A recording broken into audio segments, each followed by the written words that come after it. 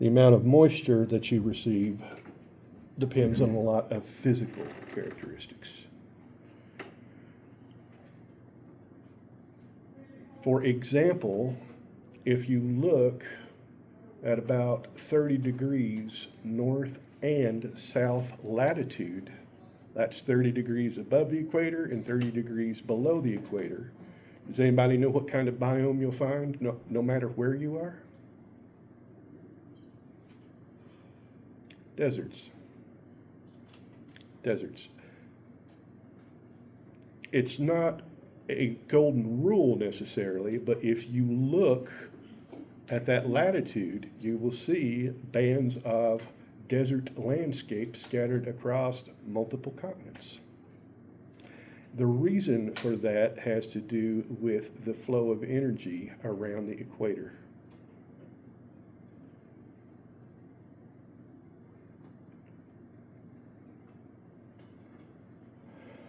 Mountains create barriers to moisture.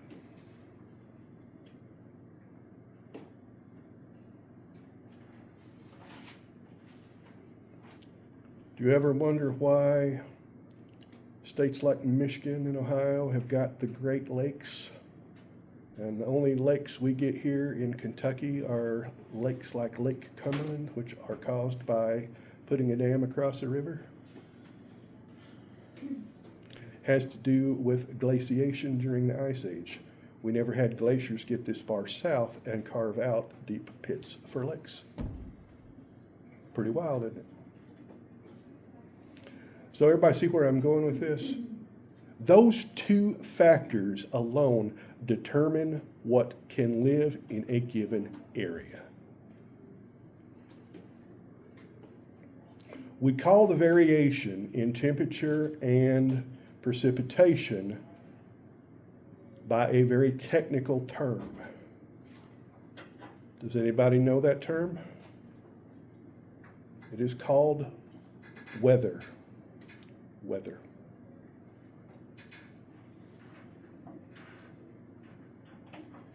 The weather is simply the average short-term physical conditions. Average short-term physical conditions.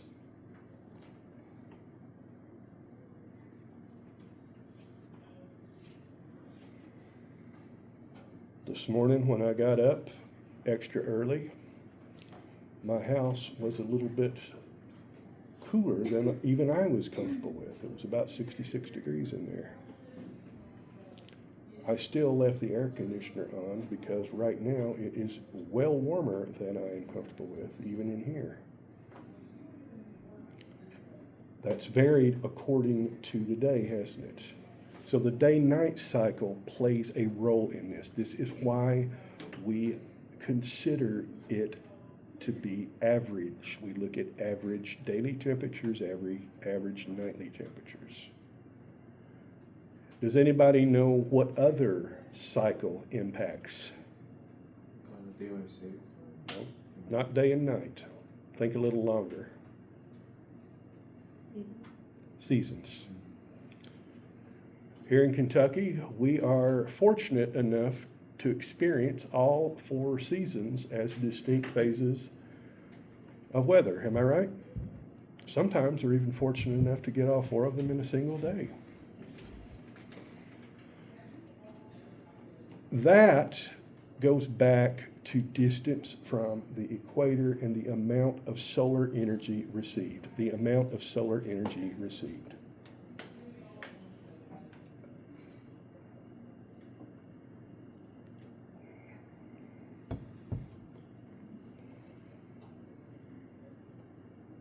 So what's the difference between weather and climate?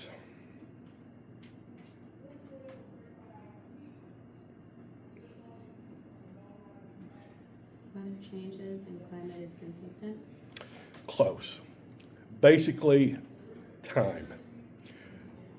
Climate, you could say, is just average long-term weather conditions.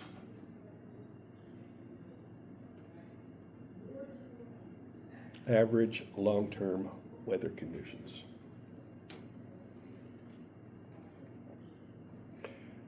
you can get considerable annual variation.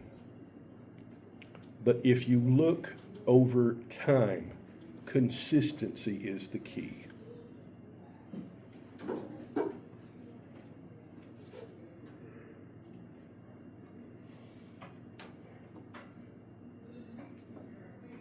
Do y'all want me to get a little controversial here? Okay. True or false? Global warming is an unequivocal fact. Who wants to tackle that one? Can you specify what you mean by that? I mean that the average global temperature has been doing this number, going up.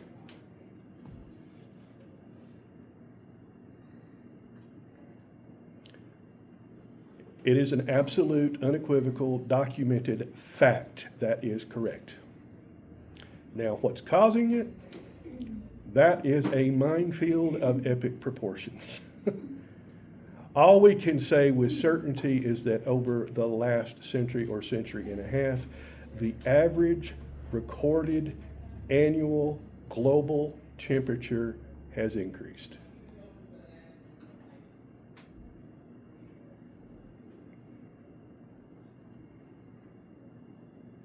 What does that mean? What is the cause of it? What should be done about it, if anything? Those are questions that will not receive answers because they are too much of a political radioactive football to touch. Science and politics rarely mix well.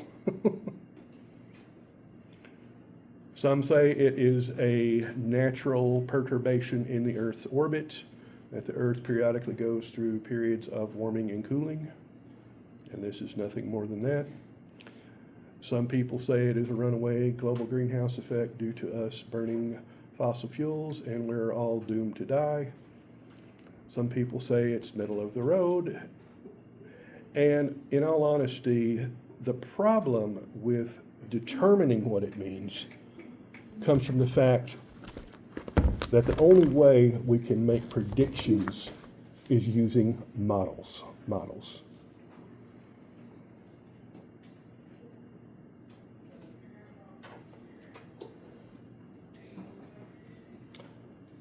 Models are built on observed trends in data.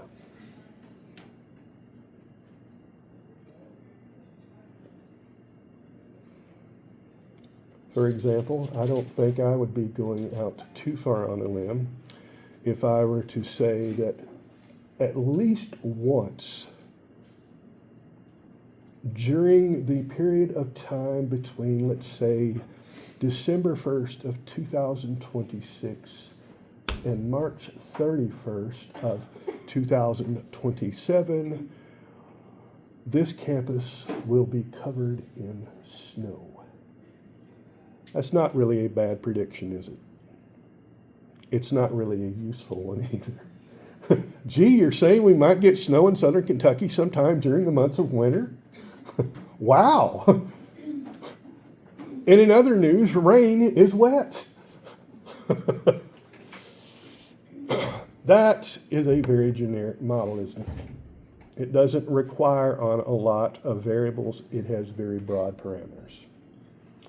So you say, well, let's tighten it up and let's say that we will get 3 specific days of snowfall to the point where it will result in classes being canceled on at least one of the multiple campuses in the service area of Somerset Community College. That's a lot tighter, isn't it? Is it any more useful? It still doesn't make a prediction on the days, does it? This is because weather is inherently what we call a dynamical system. D-Y-N-A-M-I-C-A-L. Dynamical. Not dynamic, dynamical. Probably a term you've not heard before, am I right? Do you need me to spell that again?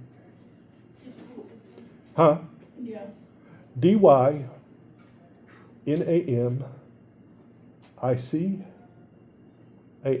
Christian, did you have a question? Can I ask you to spell it again? Oh, okay. Did you get it that time? Yep. Okay. A dynamical system is one in which small changes in initial conditions can have huge consequences much later. Small changes in initial conditions can have huge consequences much later.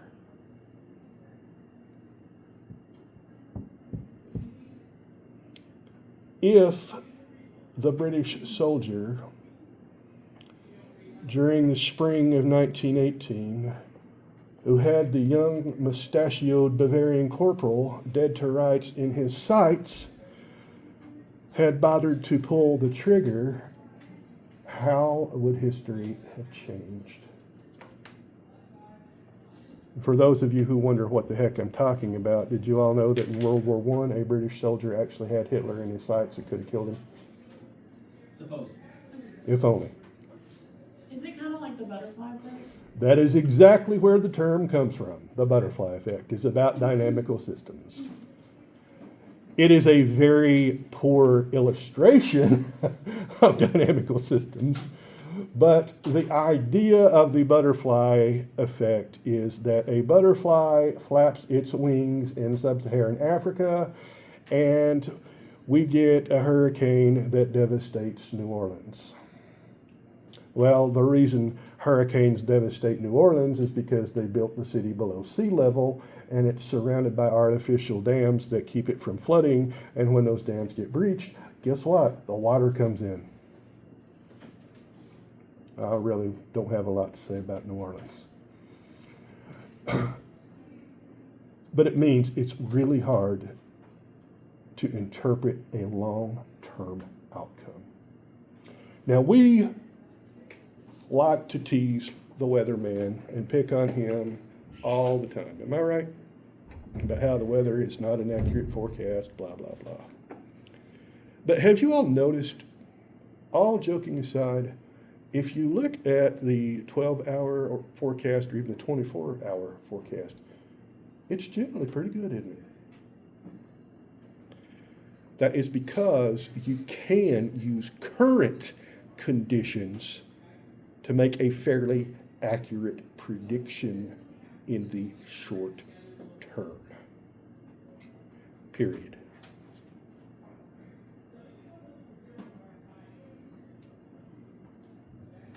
Weather is inherently a dynamical system, and furthermore, it is constantly changing.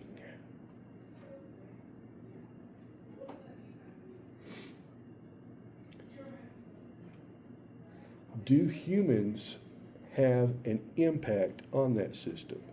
Absolutely unquestioned. How big is the impact? How far-reaching? That's pretty darn difficult to guess. True or false, the orbit, or not the orbit, the rotation of the Earth has been altered by building dams. This is a fun one. True. There is a single dam in China that has held back so much water, it has actually changed the rotation of the Earth just a tiny, tiny fraction, but it is measurable. Three Gorges Dam for those of you who are interested. Does it affect like some life or no? Is it just? Is it what? Does it affect anything to us? No. But it shows you how you can make a big difference without intending to, and that is the biggest factor. The human element comes not from deliberate actions, but from the unforeseen consequences of our actions. Make sure you get that down. You repeat it.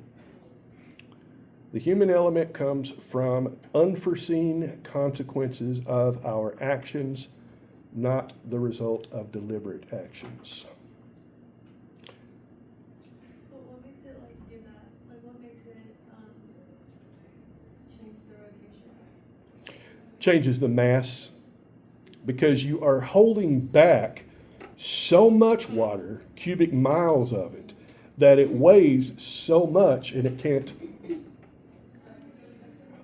It's not necessarily a good example, but have you ever tried to pick up a big tub of water or a big dish?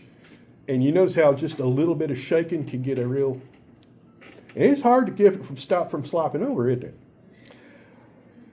You don't want to think that the oceans could be affected that way, but whenever you get a tsunami, that's exactly what's happening. There has been enough of a jiggle in the earth with the earthquake that you literally have got the ocean slopping over the brim. And the last time that happened, we lost 250 million people. 2004 Boxing Day tsunami in Indonesia. 250 million, or 250,000, excuse me. I was on a cruise when that happened, Did you get to experience it? kind of. They tried to distract us because they were moving so much. Kind of scary, isn't it? We don't want to think of that, but I'm just showing you that's not human activity. But if we are building dams that are so big they could hold back that much water, can you imagine what would happen if the dam failed? It would destroy a lot of habitat and kill a lot of people or animals. That actually happened with a dam in Italy. They built this dam in a mountain pass that was very, very, very high up there like this. And they basically built a curtain wall, and they had a landslide that slumped down into the reservoir, and it caused enough water to come over the top of the dam that the weight of the water broke the dam. So you had this massive, massive wall of water that moved down the valley and just wiped out a town or three.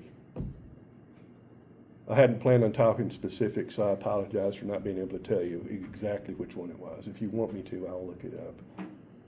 If Lake Cumberland actually did burst, it would probably like destroy like Tennessee, like some of the. It'll probably like destroy Tennessee. Well, Not destroy Tennessee, but it would. having lived in Nashville in May of 2010, when we ended up getting something like 8 inches of rain in less than 24 hours, and the Cumberland River did flood. Yeah, I got to see a building floating down the interstate. Oh yeah, so it can. Yeah. And that was just due to localized rainfall. Now imagine if Wolf Creek Dam goes down. There are other dams downstream between here and Nashville. It would not be a pretty sight, would it? And that's just one example. Is that human activity? Absolutely. In the early 90s, there was one particular guy that was cheating on his wife, and he wanted to avoid getting caught, so he actually damaged a levee on the Mississippi River, causing it to fail catastrophically, so it would flood the roads that he couldn't get home. But it had far more of an effect than he realized, and it ended up flooding something like 60 square miles of farmland. Oh yeah, don't worry, they buried him under the jail. Human activity can make a difference.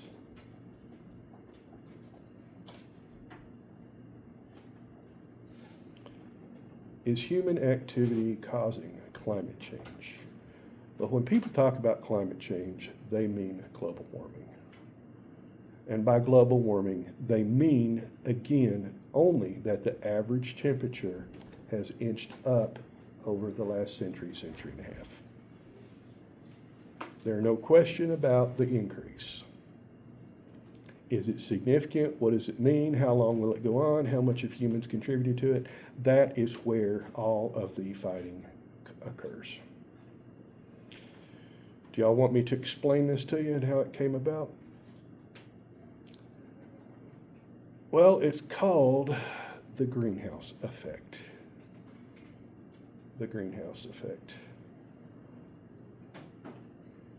What's that horrible movie they show every Christmas? The Abominable Snowman or whatever. About that evil snowman that comes to life with a magic hat and chases kids all through the Frosty, yep. Yeah, I know you all might remember differently than I did, but let's say I saw that at probably a younger age than I should have, and it left me traumatized. For me, Frosty was never a nice, cute, heartwarming holiday story. It was a horror story about this snowman that keeps coming back from the dead. It's that horror movie. I know what you're talking about. How did they take Frosty out? They locked him in the greenhouse, right? And then he came back for the sequel. Why did the greenhouse melt? Has anybody gone in the greenhouse in winter? It's nice. You can have it below freezing outside, snow on the ground, and if the greenhouse is properly set up, it will be warm enough to be in there in shorts and short sleeves and be comfortable. What is not pleasant is when you get to go in the greenhouse and water all of the plants, not only in the teaching collection, but in all three of the research collections as part of your job taking over for the greenhouse manager when he leaves for the first 2 weeks of August. Yes, I also did that. Our greenhouse manager was a real wit. Yes, ma'am? Yeah, turn the cool down the slightly. Sure. It's just blowing right on me. Sure. Above the door to the greenhouse, he wrote, "Abandon hope, all ye who enter." I think you all know where that's supposedly inscribed, right? The gates of hell. Oh. Because when you stepped in there, it was like walking into a sauna. You physically felt the humidity and the heat. Well, we had a lot of tropical plants and things in there, so we had to keep it up. What causes that? It's because windows are transparent to visible light. We all know that, right? That's how we see out them. But I guarantee you, when you go out and get in your car to drive home this afternoon, if you were to take a temperature reading, it is going to be significantly higher in your car than it is out there in the air. The reason for that visible light hits surfaces inside the vehicle and it bounces off at a longer wavelength, Typically something in the infrared. Now, not all of it is in the infrared. Some of it is still visible. That's why you see colors, right? But those windows that are nice and transparent to visible light are not transparent to IR radiation. That means the heat has been trapped inside. And as long as the sun keeps shining, the heat keeps building. This is why there are laws against leaving small children or animals or both in your vehicle. I know one particular individual who messed up the interior of his car because he accidentally left his keys on the front seat, and when he came back that night, on his headliner across his visor that flips down, it looked like somebody had taken a laser beam and scorched it. You could actually track where the reflection off of that metal had scorched the headliner of his car. So it can get up pretty darn hot. Does everybody see how that works? And you say, well, that is glass. The atmosphere is something else. And you are correct. However, there are certain gases that are not transparent to ultraviolet light. We call those greenhouse gases. Greenhouse gases.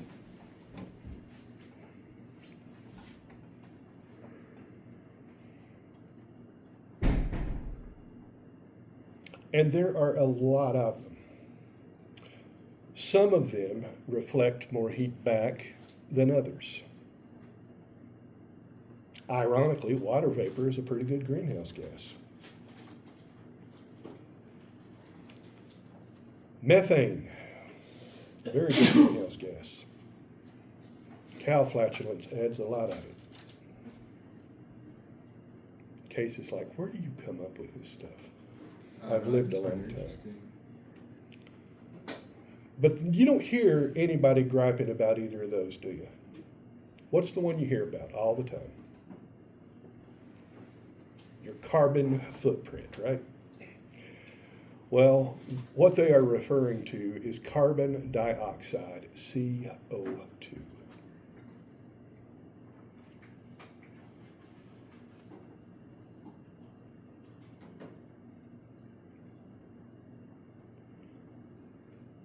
The amount of carbon dioxide present in the atmosphere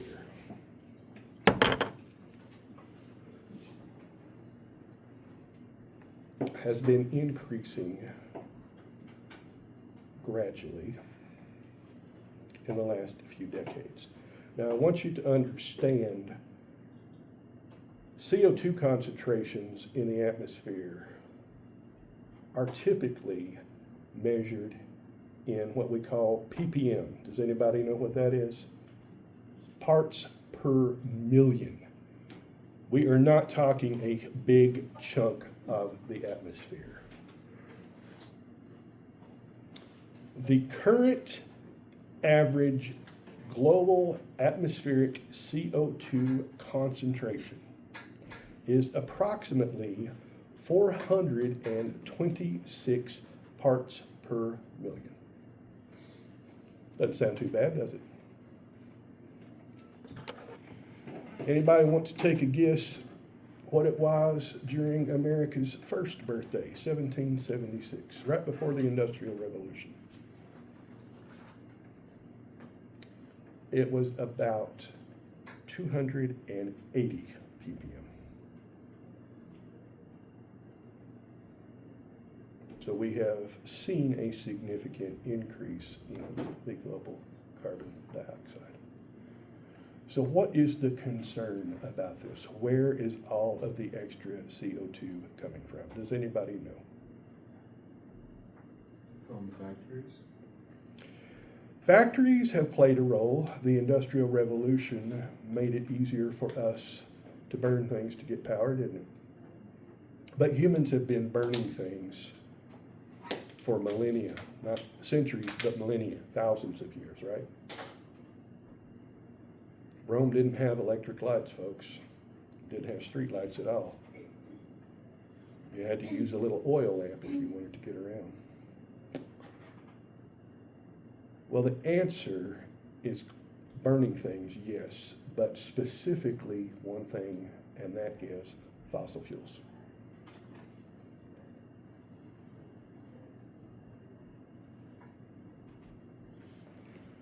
As you study ecology, one of the things you learn about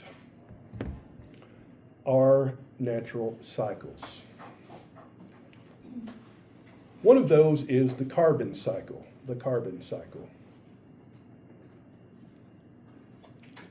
CO2 in the atmosphere gets converted into sugar through photosynthesis.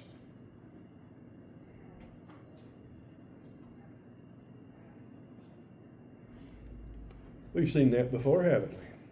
The Calvin cycle, carbon fixation.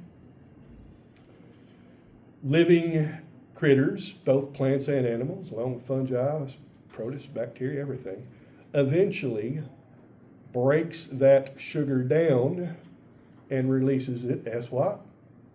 Carbon dioxide. Does everybody see how the cycle turns? Now, there are other sources. You get volcanic eruptions. That adds to the cycle, doesn't it? Do you remember when we talked about diatoms, the little single-celled things that had glass shells? We talked about diatomaceous earth. When those things die and they sink to the bottom of the ocean, they take the carbon with them, don't they? So you see where I'm going with this?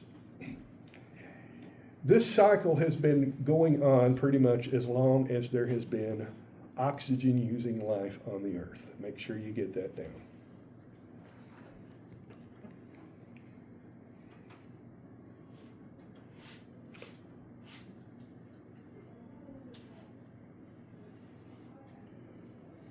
And we've talked about the great oxygenation event, somewhere between 2.1 and 2.4 billion.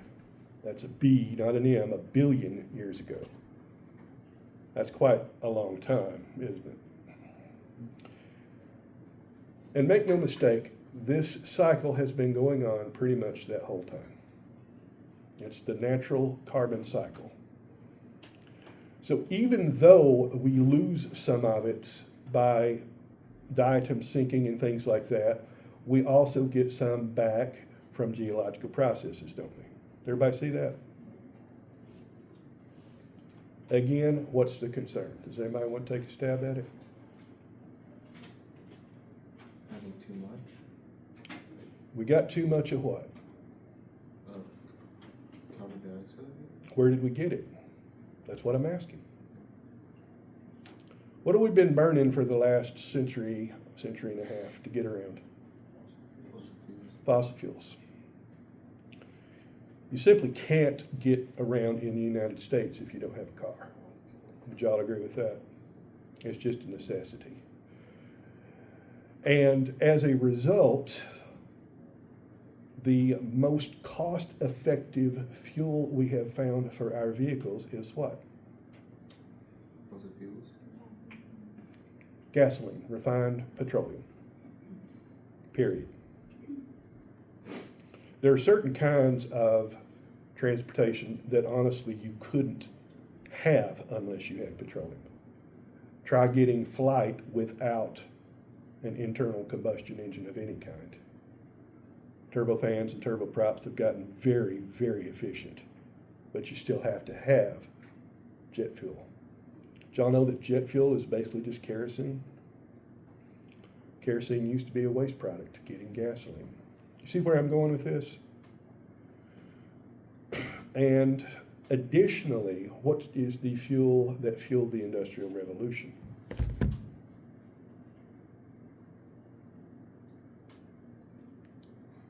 You all have got to quit watching TikTok. Huh? Coal. Coal. Pound for pound, in terms of large-scale energy production, I don't think there's anything that is more cost-efficient today than coal. Unlike petroleum, where it's getting harder and harder to extract it and transport it where it needs to go. Case in point, we've all seen what's happened to gas prices the last few weeks, right? Here in the United States, even at the craziest usage rates of just known deposits of coal, we probably have, I would say, between 2 and 3 centuries left.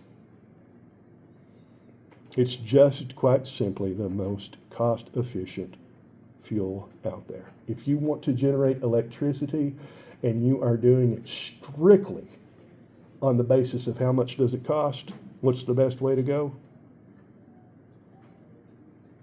Coal. So I know once we run out of like stuff, how will we use like airplanes and such in the future? Like, how would that work? How will you use? Like airplanes, 'cause you said like we need like I don't know. If I could predict the future, I wouldn't be sitting here teaching. I would be investing in the stock market like Bill Gates and becoming one of those evil billionaires that controls the planet. Yes, ma'am. I was just wondering, is nuclear energy maybe more efficient than coal? Is nuclear energy more efficient than coal? Well, would y'all like me to talk more about alternative energy sources? Nod, drill, or otherwise indicate conscience. How many of you would like that? Okay. New pencil. Got it yesterday. Everybody see the size of that slightly used eraser?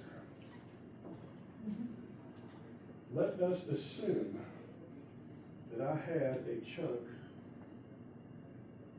of highly enriched uranium. That size of that eraser.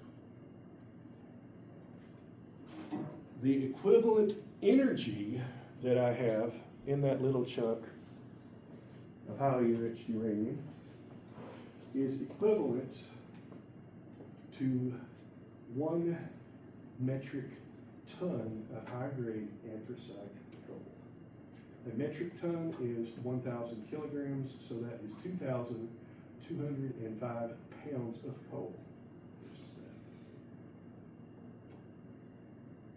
Potential? Yes. Difficulty, issues, and problems? Also yes. Access to it is not as, Huh? it's just not as accessible, is that what you're saying? Well. Available, maybe? I haven't planned on getting into this whole can of worms, but let's see how many of you can get this. And I want everybody to give me an answer one way or the other. I don't want any of this wishy-washiness sitting back there. How many of you think that a nuclear power plant in the civil sector, I'm not talking in the military, but just like down at Watts Bar, how many of you think that a nuclear power plant could explode in the same fashion as an atomic bomb? So raise your hand. How many of you think it couldn't? How many of you don't want to vote? You gotta give it one or the other, folks. That's probably a good thing we're talking about this then. Think of what I said about terms of energy. That's a lot of energy in there. But here's the fact. A commercial nuclear reactor cannot explode like a nuclear bomb, period. Would y'all like to know why? Did you hear me use the term highly enriched? You may have heard that term in the news in the last 2 or 3 days concerning the peace negotiations that have been going on in the Middle East regarding the highly enriched uranium stockpile of Iran.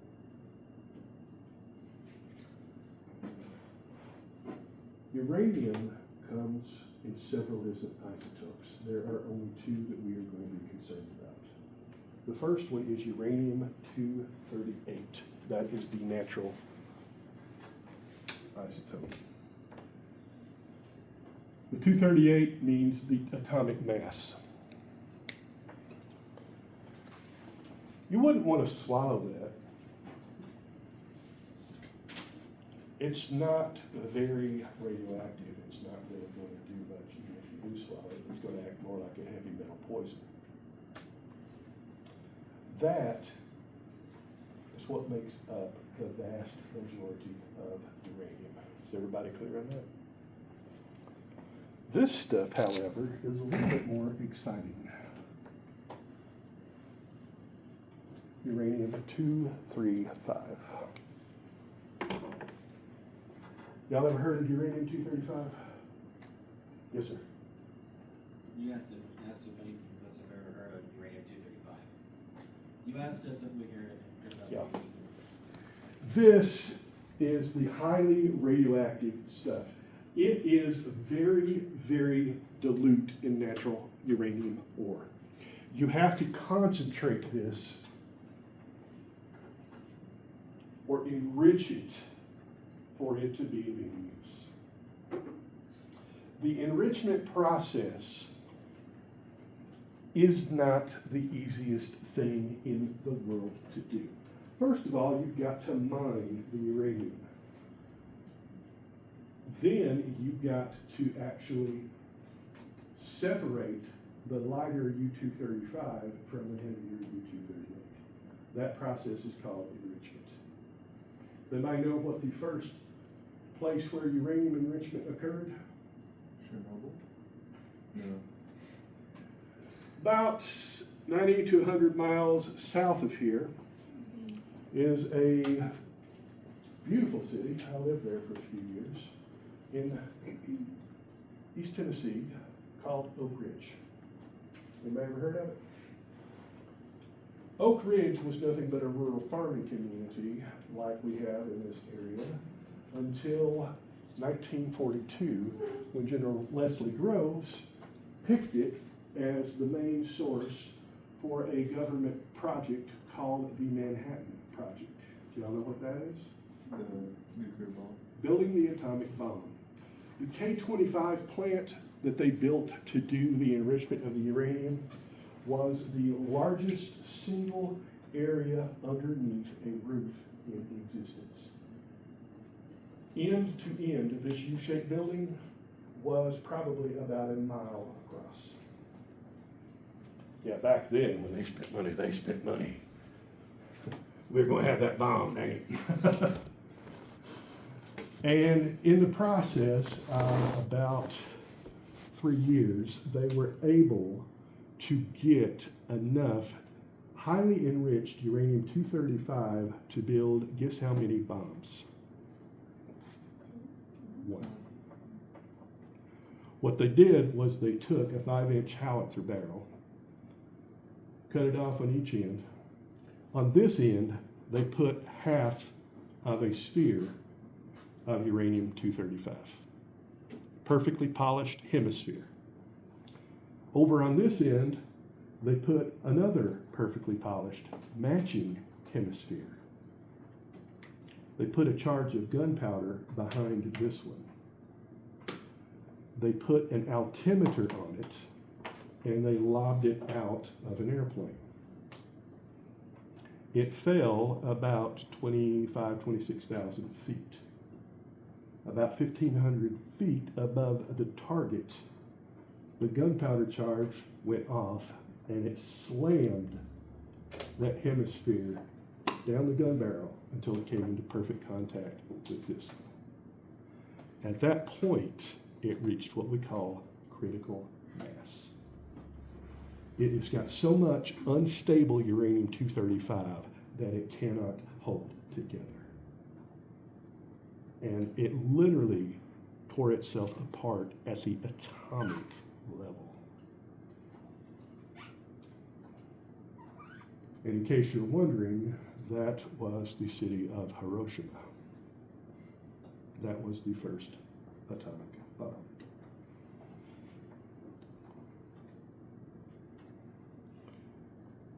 One bomb went off with the equivalent of about 17,000 to 18,000 tons of TNT.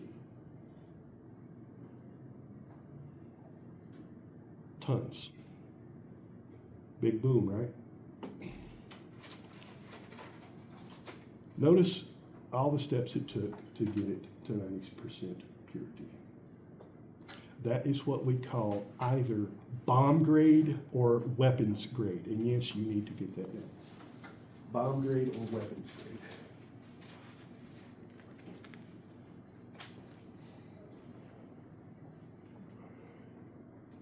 What they use in a nuclear reactor has to be enriched beyond the 0.1% that you get in normal ore. But you don't want it to go up that high, do you?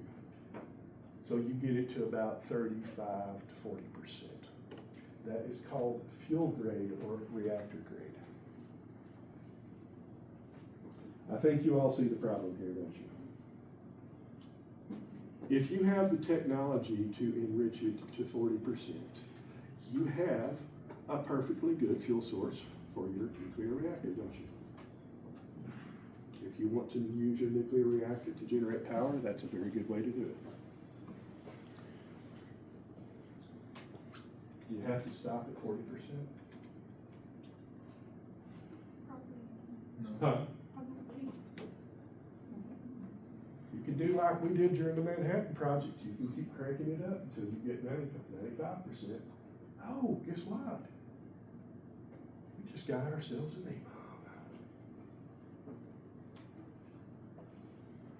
And that's probably the biggest danger in using nuclear power right there. The other thing is that it is extremely radioactive. Early in my career, I was working with a radioactive substance, and I actually got a drop of the liquid spilled onto my jeans. Somewhere in a low-level waste disposal facility, here we are 35 years later, my little square chunk of jeans is sitting in a nuclear waste disposal facility. You can't just throw it in the trash, can you? I actually had somebody that I worked with not clean up after he spilled some of the radioactive workstation, and I got the shoes contaminated. And since he didn't tell anybody, it was a very good thing for everybody that I bothered to check the ground. And where he had been walking up and down the hallway, we literally could take where he had taken a step every single time, because he had left radioactive footprints. Good times. So were you able to see them, like footprints? Oh no, they weren't glowing. but Yeah, I had a Geiger counter, and it's kind of obvious. And I'm like, okay, guys, I know my shoes are hot, but they're not that hot, and I have not walked all the way down the hall to the main lab. That's when we got Andrew to come out, and we held it up to his shoes, and it sounded like an avalanche that Geiger counter was making so hard. And I was pretty mad because I had some nice shoes. So I asked the guy who came over from institutional safety to clean this mess up what I should do about it. He said, well, there's two things we can do. If we do the official route, your shoes go to the waste disposal facility. And I said, what's the unofficial route? He said, unofficially, you didn't tell me, and if you happen to tie them off into a plastic garbage bag and throw them into the back of the closet in your spare bedroom that you don't use, and you take them out after about 10 weeks and bring them in and check them with a Geiger counter, you're going to find that enough half-lives have passed that they've decayed to background. Otherwise, I would have gotten my $100 worth of shoes out of Andrew one way or the other. Let us just say that Andrew did not complete his academic program successfully, for good reason. And they actually did a pretty smart thing. Instead of trying to clean off the flooring, they got some old pallets and just laid the pallets down and rolled some thick rubber matting over it, and that's what we had for about the next 3 or 4 months. These are people that are trained, supposedly, in Andrew's case. These are people that experienced. But you see what happens when you make a mistake, and this is not high-level gamma source like uranium. This is just garden variety phosphorus-32, half-life of 2 weeks. There wasn't enough radiation when you first ordered it to do enough damage to you and increase your cancer risk. Radioactive waste is the #1 problem with an atomic reactor. Safety is an issue. Safety maintaining the facility, safety building the facility, safety fueling the facility, safety defueling the facility, safely transporting the waste. You get an idea here? Isn't that more of an issue like Japan puts them on their country? Like Japan, they use them in their country, but it gets so many earthquakes. I would think that would be a bad idea. Well, as you saw with the 2011 tsunami and the Fukushima reactor getting flooded by the tsunami, yeah, that wasn't a good idea. Case mentioned Chernobyl. Would y'all like to know what happened at Chernobyl? Do y'all know how a nuclear reactor works? Essentially, you lower fuel rods down into a pool of water. They heat the water up and turn it to steam. The steam goes through a series of pipes and turns a turbine. Once you turn a turbine, you can generate electricity, right? Y'all seen those big towers? Those are cooling towers. It sends the steam up through very tiny pipes in those. They radiate the heat out into the atmosphere. It turns the steam back into water. It comes back down through the pipes, and they recirculate it through the reactor. Closed loop. You never have to release radioactive material to the environment. Only thing that you really are out is the initial setup. The only real issue you got is a little bit of hot water coming out of, or hot air coming out of the cooling tower, right? But notice you gotta have a water source nearby, don't you? A lot of water. So you can't necessarily build this into the desert unless you build a reservoir to go with it. You mentioned the problem with Japan. Doesn't get a better water source in the ocean, do you? Yeah. As long as the ocean stays in the ocean. When you start playing rock the cradle with the ocean, oh well, you get Fukushima. When you get somebody trying to do a test of the coolant system to make sure it works, and they shut the system down before the test, and therefore they actually run the water in the pool bone dry, well, you don't get cooling, do you? The reactor core got so hot, it literally melted itself. It is a metal, right? Uranium at heart is a metal. It is contained in a steel reactor core. Steel will melt. You have all of this radioactive water under pressure as steam. Y'all ever seen what happens when a pressurized boiler blows? It's not a pretty sight, is it? Basically what happened at Chernobyl, the whole core blew. It literally blew chunks out of the wall, and it sprayed this massive plume of radioactive steam and dust into the air. Then the core, since it was getting no heating or cooling, melted and literally sank through the floor into the basement and melted the concrete. And all of that was super toxic, and it's just spewing radiation everywhere. How many of you want one of these built just down the road? Maybe. Depends. If it's in a good spot. But you see the problem, don't you? You ever heard the phrase NIMBY? N-I-M-B-Y? Best place to locate a radioactive waste dump is NIMBY. You know where NIMBY is? Not in my backyard. It's in a remote area. But In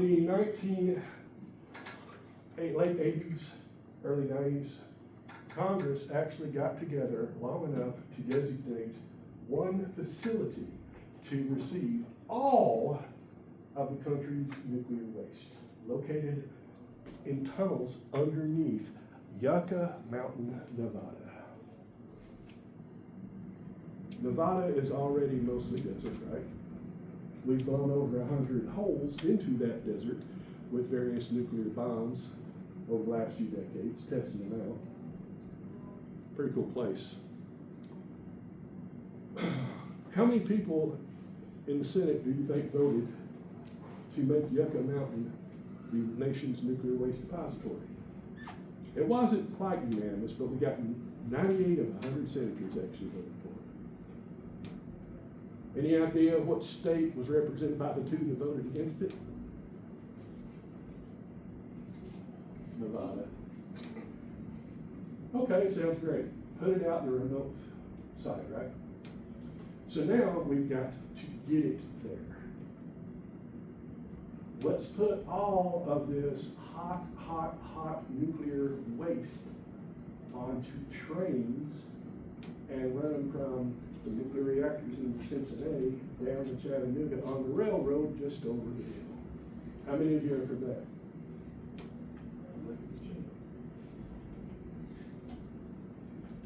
Don't want them on the railroads? Saying derailments happen? Not that often. But we can. But they can, all right, so let's not put them on the railroad. Let's put them on trucks, 18-wheelers. Y'all ever tried to drive down I-75, especially with all that construction south of London? Like nothing. You see the problem? I'm not saying it's good, I'm not saying it's bad, but the point is, every form of energy generation has its downside. Every form.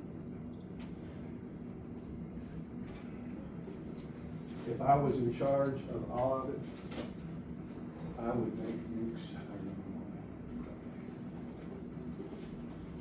Do you know there's a country on this planet that gets most of their energy from nukes?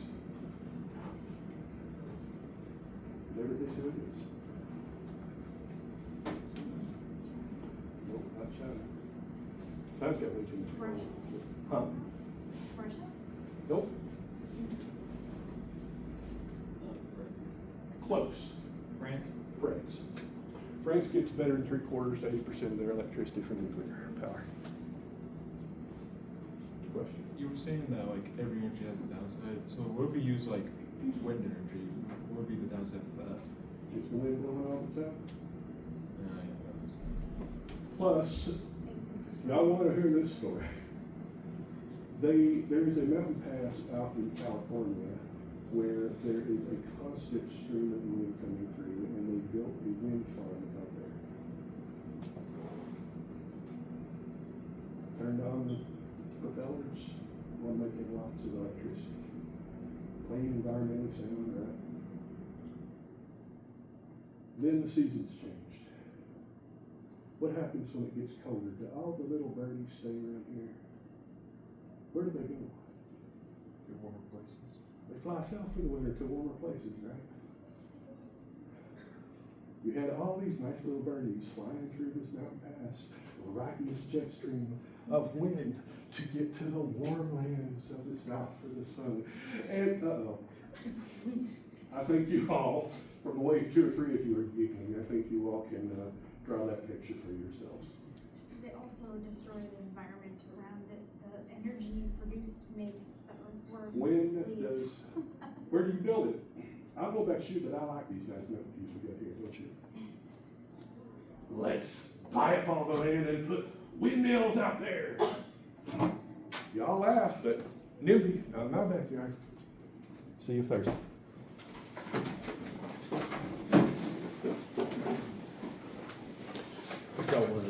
There's no. Didn't you want us to remind you to bring water samples for lab? Yes, for the lab, don't forget to bring in the water samples from a pond, a puddle, a river, a lake, something other than your tap.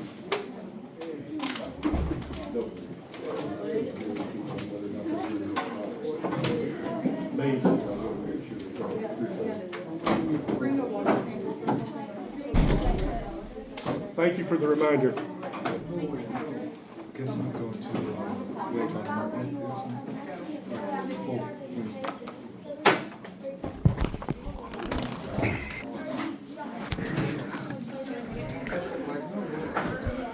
And one of the reasons I tell people, dollars are all that matter right now. Think of how many jobs coal has supplied to this area. Continues to supply to this area. You know what's funny? I actually do have a weird water source like right outside my, it's in my area one. Like it's all like it's a small water thing. I can click that. It has like it holds frogs and such. There's no perfect solution. Oh, I know, but I'm just saying, like, it's not tap. Water, even water, has a problem with building dams, the ecological effect of dams. Hopefully, y'all are getting the idea that you have to educate yourself and make decisions. What's more important? Oh, yeah. To the government's money. People don't want to pay more in taxes. You need me, Simon? I was just gonna ask a question. Ask away. So earlier when we were talking about, like all the CO2 in the atmosphere and everything, wouldn't it also, like, the higher our population is, like, where we have issues with, like, deforestation and, like, less and less large amounts of plants creating oxygen, wouldn't that also, like, affect the ratio? But we're deforesting at a increasing rate. We're poisoning the oceans, and that takes out about 60 to 70% of the oxygen production. We've got to make some kind of change, in my opinion. Now, again, I'm just giving an opinion. Or that future generations are hosed. It may already be too late. Seriously, peak oil was when we were supposed to run out of oil. Now, obviously, it's changed since the last time I looked it up, which was 20 years ago. But it was supposed to be in 2070. That was the year we were supposed to completely run out of oil. If I live that long, I'll be 101. I'm like, I am exiting stage left at the perfect time. Well, question?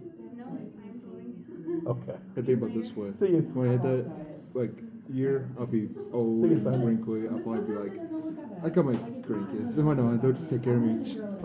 I just want people to come out aware that there are problems with whatever. I used to not fast diet. I used to get it like naturally done. But I If don't you remember choose nuclear, there's a cost, and you have to bear that cost, don't you? If you choose coal, there's a cost, and you have to bear that cost, or your grandchildren, somebody. There's nothing perfect. What I hope is that you all come out of this with some understanding of the good and the bad of each. The best approach is probably diversification. I feel like one day, like, it won't be us. We won't get probably affected, like, as most generations will. But I hope, like, sooner or later they actually start actually like, taking care of the planet. But who knows? People are. You guys are hosed. Yeah. You all. Because technically you could be my grandkids. God, I'm old. My kids were pointing out yesterday that I'm over 3 times their age. They're still in high school. Yeah. What do you And mean? I said, I could not just be your parents, I could be your grandma. One of them said, how old are you? And I said, 56. She said, you're actually older than both of my grandparents. By hose, what do you mean by, like, how we got her away? You really want me to tell you unvarnished, no holds barred? You want the truth? Can you handle it? No? No, that doesn't count. Like I was letting 2 my hair centuries grow out max. to its natural Probably color, closer to a but then century I and a half. realized I couldn't do it because I had so much, and I only have grays like right here, and it like That's it. freezes It's my over. face, and I was like, I just. Probably humanity as a They species. said it was like a medium brown. We are incredibly tough and we're incredibly resourceful. But the way we're using resources, the way we are eliminating habitat, the way we are just getting less and less and less connected as a society by becoming more and more and more fragmented as a society. Ironically, the internet, which was supposed to connect the world, has just fragmented it. Yeah, I was like, no. Because it I looks don't, really good when I'm a it's stale, pessimist like, by nature. it looks really And good. I am a cynic. I don't believe in the good in people. I don't believe that groups of people are anything more than a mob. I don't think democracy is good. I think it's mob rule. But what we have certainly is going to be better. But yeah. But unless we stop doing stupid stuff, everybody who gets into power wants one thing: to hold on to power. Even though it was so chemically treated. Other than local, and by local I mean city, maybe the county, and nothing above that. I don't really think, even at a state level, that most politicians actually give a damn. Yeah, Not it really. was crazy though, because I So didn't we'll be see it, like and I just left it on for quite a bit. I screwed wasn't after even 2 like- decades if you don't fix anything. I think so. I got the powder bleach. I hope I'm wrong. I hope It said 7, it was actually 7. that the good things I see about your generation are the ones that win out over the bad things. Well, you see today, like, people are just, like, they hate some of these decisions what the government's doing today. It's just, People today are a lot more aware of the impact their actions have on others, the good and the bad. And then I pushed it twice and it was like this one. I personally don't feel as comfortable with some of the left wing as far as they take it. Now, forgive me, I'm an old white conservative male. I'm not going to be too comfortable. But I also try my best to not be totally biased by that. I try to be aware that I do have an inherent built-in bias. But on the other hand, the way you guys are using AI It's scary. is beyond scary. If I use AI and I ask it a detailed question about biology, it gets it wrong most of the time. I've seen recently where, like, there's people that actually decline, like, the offer to make a AI build, like, structure in their land. Like, and I'm glad for that, because that would actually help the environment, not Or against it. because you got the heat generated, you got to get the electricity from somewhere. You can't even buy food now without them trying to get you to put a whole AI system in it. But you can turn it off, you cannot turn it on. But you can't Yeah. point a finger at the coal industry and say they're all evil, they're all want to plunder Mother Earth. No. People around here want work. They want a job. They want a chance to make their life better and make their life and their family better. And for decades, the coal industry has been the number one pirate. And I can't blame anybody for supporting it. Yeah, the coal industry makes a profit, but if you look at just takeaway cost per kilowatt hour, straight economic forces, I'm not talking any government subsidies or taxes or anything, just straight what's the cheapest to get it out, get it to the generating site, and generate your use and get it out. Number one, by far, coal. You know what's one thing I really want for the future? I feel like the government should not, like, house, like, older, like, people from past Yeah, just let us all old folks die. I We're mean, worthless. I mean, like, really old people, like, the people that don't know what's going on They in the don't world. have health checks. Yeah. We don't have what? Health check, like health checks. They say they do. I have a But- Australian burning. I feel like The we need- government doesn't. She's so No, People who exactly. go in and You say don't go in there's as a this, good person to be. people say this is mass conspiracy. It's always, no, there isn't. They don't care. They do not care at all. Your life is not interesting enough that they're going to give a damn about it. People like to be important. They care about the popularity and the money and the skin. Power. Power. Why do you think I do This this is job? my other dog. I rescued him from the. Dude. Educate us so we can be better and hopefully help. in some Did way. you realize I had somebody tell me a decade ago that I could get on disability like I see that? the challenge still, but I mean, honestly, it looks like a full living. My wife was trying to get on disability, and the lawyer said, I've got to ask you something. I said, sure. He said, why her and not you? I said, what do you mean? He said, just from what I've been seeing you tell her and hearing things in your conversation, I don't know what he is. you're in rough shape. I said, yeah. I could get you disability like that. Her, it's a fight. Why is she the one applying? I said, because she doesn't want to try anymore. Yeah, he's like literally that would make I said, I'm not thrown off. I'm not saying you're bad. I'm just saying I have to have a reason to get up in the morning, or I won't get up. I have to have a reason to hurt. Because I hurt. I will, period. I don't know if y'all realize this, but I actually quit opiate pain meds cold turkey. Because they are addicting, aren't they? They are addictive. Yeah. They are, physically. My And poor they'll brother just had give to them take to you them. like candy. He's very good. Like, I mean, I let So him why everywhere. have I kept going after dying and being told I would never walk? Yeah, Why have I he's forced good, myself like, to walk again? Yeah. Why do I drive 49 miles one way twice a week, sometimes 3 times a week?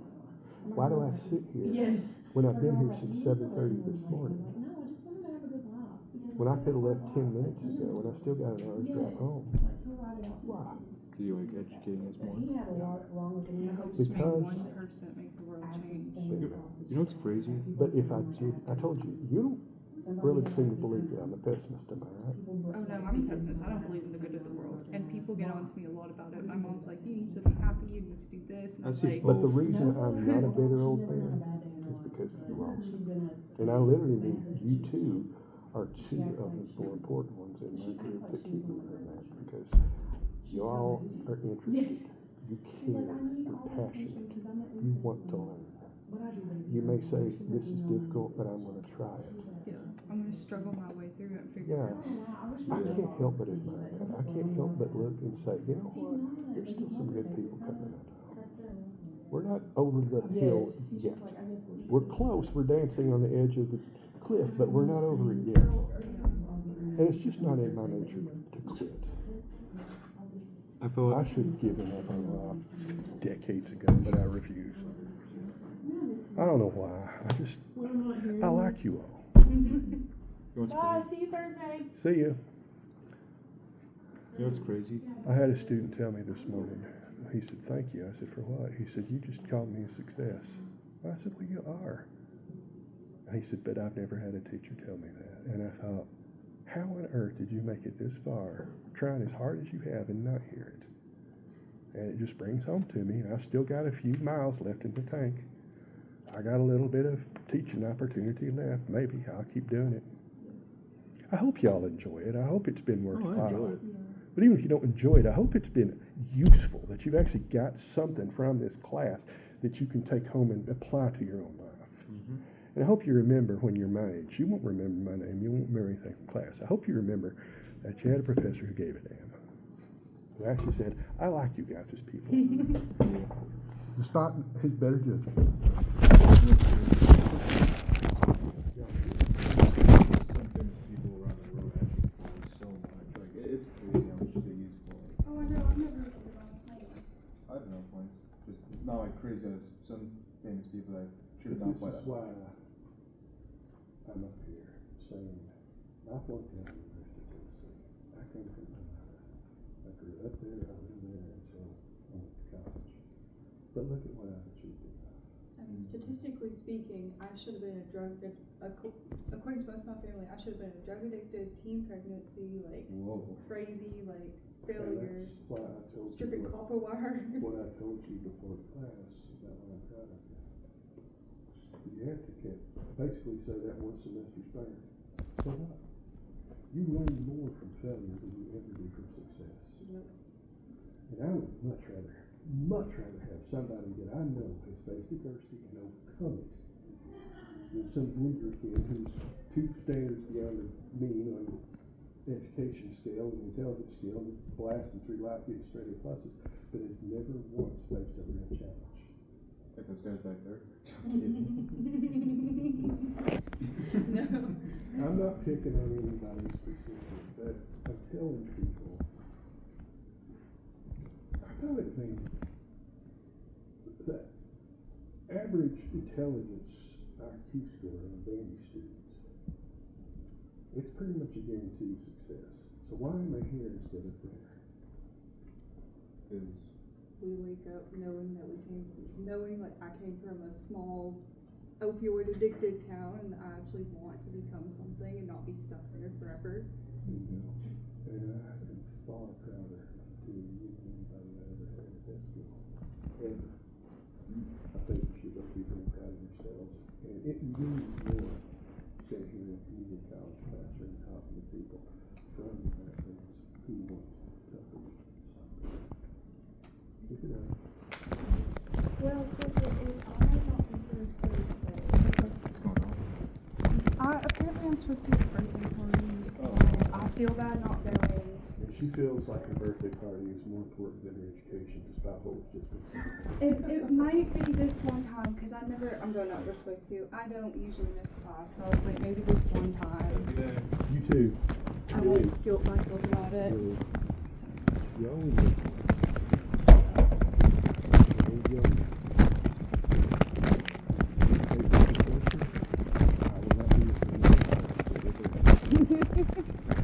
Watch her get her first car. She turns 16.